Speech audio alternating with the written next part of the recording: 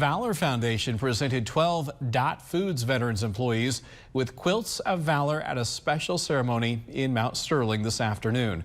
The Quilts of Valor Foundation is a national group that creates comforting quilts for service members or veterans who have been touched by war.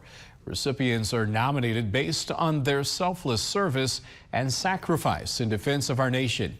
The women who hand make the quilts say this is their way to thank those who have sacrificed so much for our country.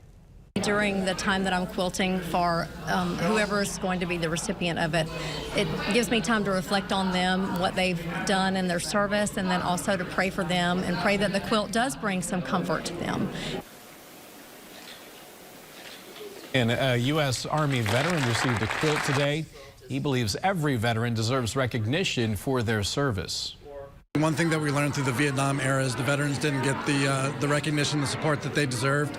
So I think it's really important that we keep recognizing our veterans and honoring our veterans. Veterans don't make policy.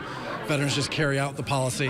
So I think it's important that we distinguish them, and make that differentiation. And for a full list of quilt recipients, you can find this story on our website, WGEM.com.